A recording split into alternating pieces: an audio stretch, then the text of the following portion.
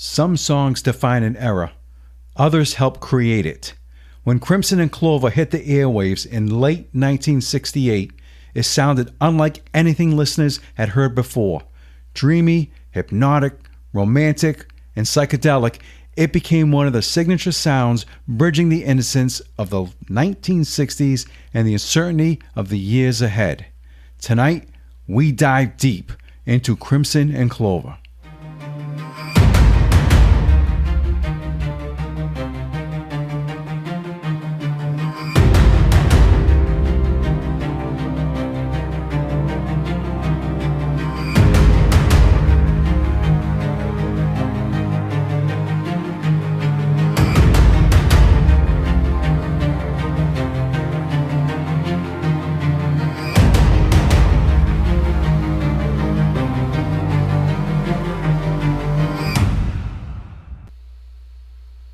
Hey all, Crispy here from the Senior Spinner channel.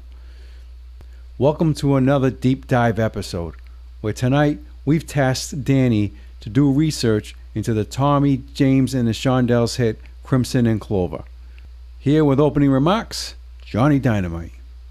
All right, Crispy, Johnny D here, reminding all my fans to hit the thumbs up and like the video, subscribe to the Senior Spinner channel, and ring that notification bell for alerts to new content. Crimson and Clover was one of those songs best enjoyed while under the influence of illegal contraband. Right, Crispy? I have the slightest idea what you're talking about, Johnny. Bull! What were all the mushroom stories you told me about? Danny, how you doing? You ready to go? Yes. Hello, Crispy. Hello, Johnny. Danny? Crimson and Clover was released in November of 1968 and quickly became one of the biggest hits of Tommy James and the Shondells' career. It reached number 1 in early 1969 and stayed there for 2 weeks. But what's remarkable is that the song almost wasn't finished when America first heard it. Tommy James had just completed a rough mix of the song when a radio station got hold of it. The station began playing the unfinished recording immediately. Listeners loved it. So rather than continue polishing the song endlessly, Tommy and the band rushed to complete the master recording while the rough version was already becoming a hit. Imagine releasing a song today while you're still deciding whether it's finished. That sounds exactly like what half the artists today are doing. Johnny. One of the biggest mysteries surrounding the song is its title. Contrary to popular belief, Crimson and Clover wasn't based on a real person. Tommy James said he simply liked the way the words sounded together. Crimson suggested passion and intensity. Clover suggested luck, innocence, and romance. The phrase had a dreamlike quality, and that fit the song perfectly. And here I thought he picked up 2 girls from the red light district and used their names in a song. What truly made Crimson and Clover special was its sound. The song blended pop, rock, and psychedelic experimentation. The most distinctive feature was Tommy James's vocal tremolo guitar effect. His voice seemed to shimmer and float through the speakers.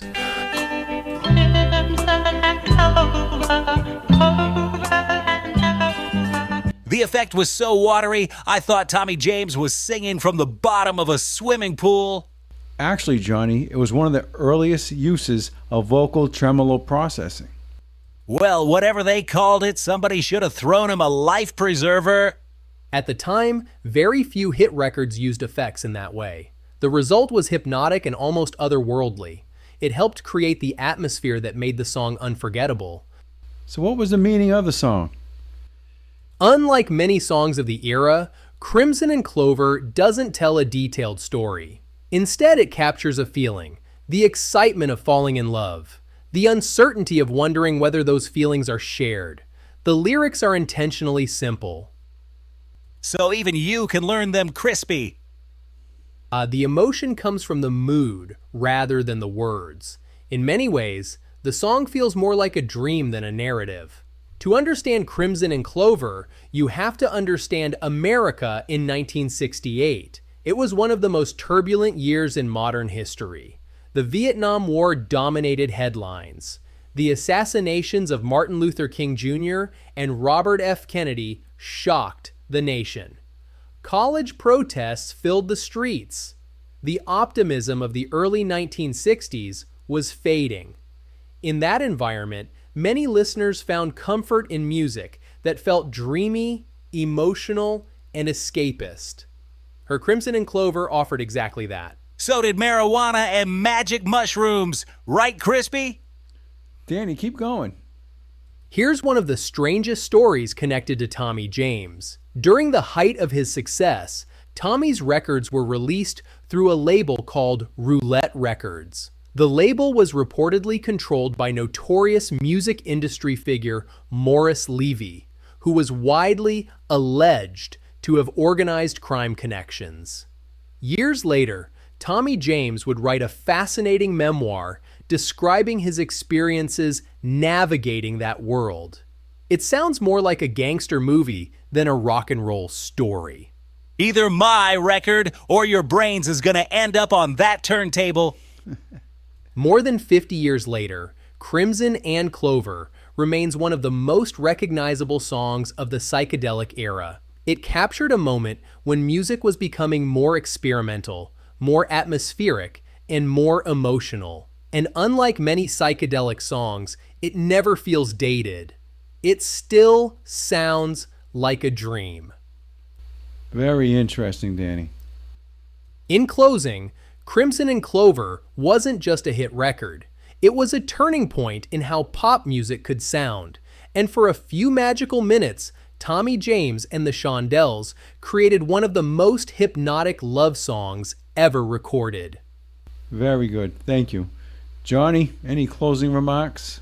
Yes, be sure to give this video a thumbs up, subscribe to the channel, and ring the bell for future notifications on the Senior Spinner Show. And Crispy, what about the mushrooms?